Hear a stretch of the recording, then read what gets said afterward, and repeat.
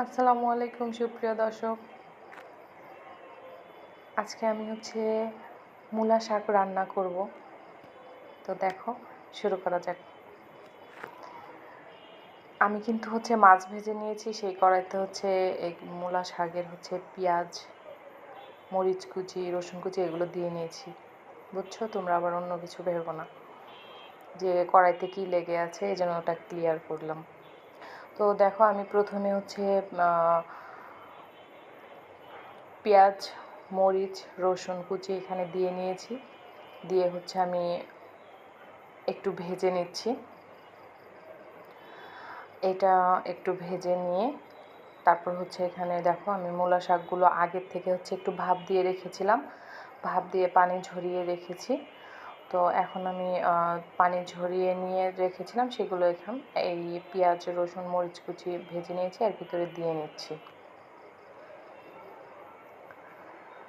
সমস্ত শাকগুলো এখন দিয়ে এখানে আমি ভেজে নিব। এই শাকটা রান্না অনেকেই বলবে এটা রান্না আমার কাছে ভালো লাগে না, এটা আমি খেতে পারি না, এই সেই নানান ধরনের কথা এক একজন এই শাক রান্না করলে বলবে।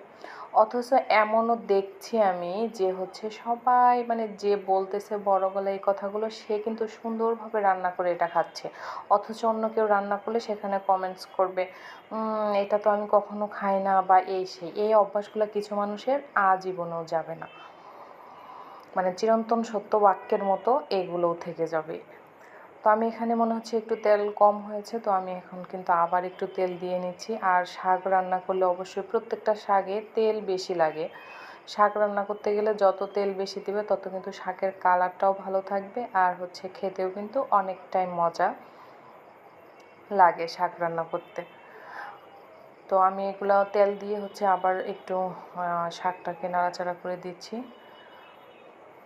দেখতেই পাচ্ছ, এখানে কিন্তু যেহেতু ভাপ দিয়ে নিয়েছি, সেহেতু শাক আর কোনো ঢেকে দেওয়ার কোনো প্রয়োজন নেই। তো এইভাবে রান্না করলেই হবে, ঢাকনা খুলেই রান্না করলেই হবে। মাঝে মাঝে একটু নাড়াচাড়া করে দিলে শাকটা সুন্দরভাবে কিন্তু হয়ে যাবে। ভাপ দিয়ে নিলে ভালো। অনেকে ভাপ দেওয়া ছাড়াও রান্না করে, কিন্তু আমার মনে হয় বেশিরভাগ মানুষ এটা ভাপ দিয়েই রান্না করলেই ভালো হয়, আর অনেকে ভাপ দিয়েই এটা রান্না করে।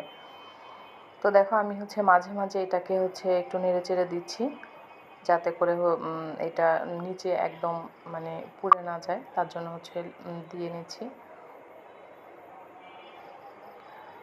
দেখো, আমি শাকটাকে নামিয়ে নিয়েছি।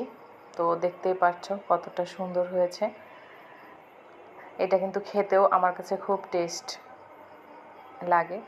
তো আসলে ভালোভাবে রান্না করে খেলে সব অনেক কিছুই মজা লাগে, আবার অনেক কিছুই ভালোভাবে রান্না না করলে আর কি যেমন লাগে, অনেকের কাছে ভালো লাগে না, কিন্তু আমার কাছে এটা বেশ মজা লাগে।